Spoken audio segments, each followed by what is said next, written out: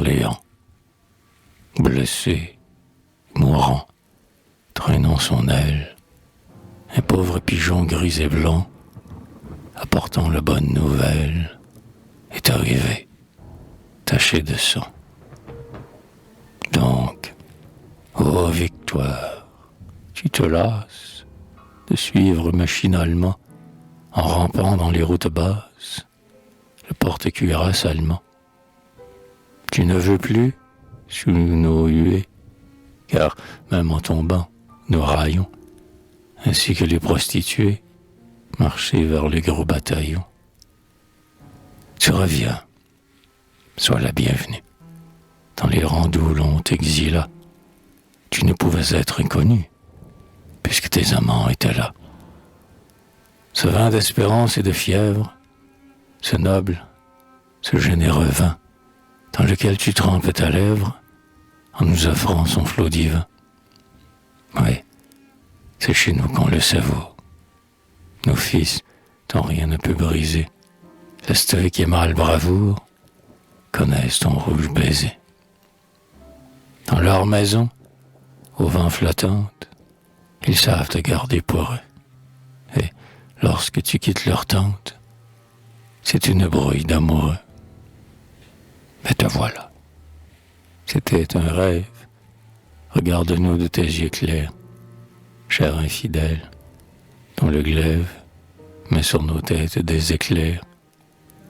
Et brisons leur fourche caudine, là-bas, son épée à la main, cette oreille de paladine qui t'emportait dans son chemin. Et, recommençant notre histoire, dans un long combat de géants, voilà, nos soldats de la Loire, en 2 jours, pris à Orléans. Orléans, c'est là que la France trouve son plus cher souvenir. C'est de là que la délivrance vers nous encore devait venir.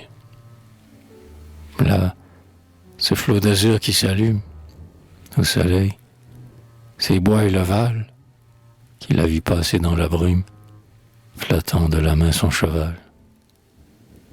Tout nous parle de la guerrière, ô Prussien, qui t'aveuglait. Orléans est la ville fière, d'où Jeanne a chassé les Anglais. Ah, sans doute, forte et sereine, dans la rue, en armure d'or, avec nous la bonne Lorraine, combattait cette fois encore. Elle veille sur la chaumière, et nos ennemis, en fuyant, durent entrevoir la lumière de son doux sourire effrayant. Ouais, sans cesse, au fatal présage, le troupeau mené par Bismarck rencontrera sur son passage la figure de Jeanne d'Arc. Et si son nom vient sur ma bouche au jour éclatant du réveil, lorsqu'enfin notre honneur farouche prend sa revanche au grand soleil, c'est parce que jadis, haï des traîtres qui sèment l'effroi, elle ne tomba que trahie par la lâcheté de son roi.